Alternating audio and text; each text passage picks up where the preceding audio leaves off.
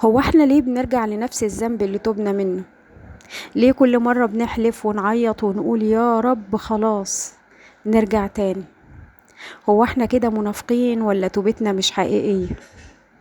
بصوا بقى، اول حاجة لازم نكون عارفينها ان ربنا عارفنا وعارف ضعفنا وعارف صراعاتنا وعارف اننا بنحاول، بس كمان عارف اننا بشر مش ملاك. النبي عليه الصلاة والسلام قال: كل بني آدم خطاء وخير الخطائين التوابون.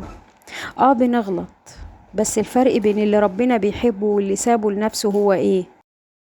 ان اللي ربنا بيحبه كل مرة يغلط يقوم ويرجع. ربنا ما قالكش ما تغلطش، ربنا قالك وإني لغفار لمن تاب وآمن وعمل صالحا ثم اهتدى. عارف ثم اهتدى دي؟ يعني حتى لو الطريق طويل المهم نمشي.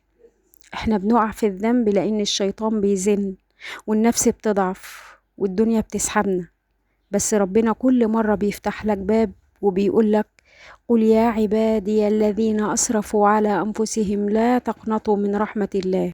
بس خد بالك، اللي بيرجع للذنب ومبسوط بيه غير اللي بيرجع للذنب وقلبه بيتقطع انه وقع تاني. انت انهي واحد فيهم؟ لو قلبك بيتوجع بعد كل ذنب، لو بتقوله يا رب مش قادر ابطل بس مش هسيبك، فانت في امان لانك تحت مظلة الرحمة. بس لازم تاخد خطوة بجد، ما ينفعش تقول بتوب وانت سايب الباب مفتوح للرجوع. قفل المصادر، ابعد عن الأسباب، غير الصحبة، غير الروتين، غير الموبايل لو لزم الأمر. وافتكر لو وقعت مليون مرة وتوبت مليون مرة ربنا هيفرح بتوبتك كل مرة.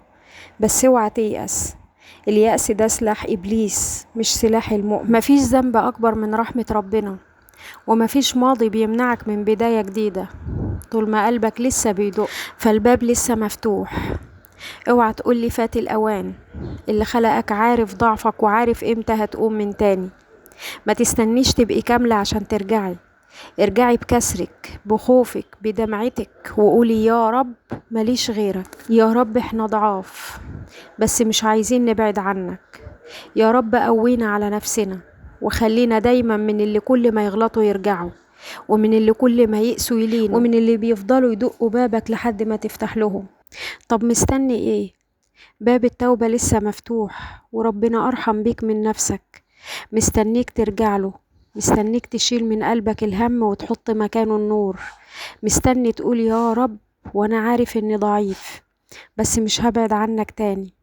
كل لحظة بتعدي ممكن تكون بداية جديدة. قوم، قوم وارجع قبل ما يفوت الوقت وتندم على اللي ضاع. وفي نهاية الفيديو احب اشكركم واقول لكم انتظرونا في الفيديو الجاي. مع السلامة.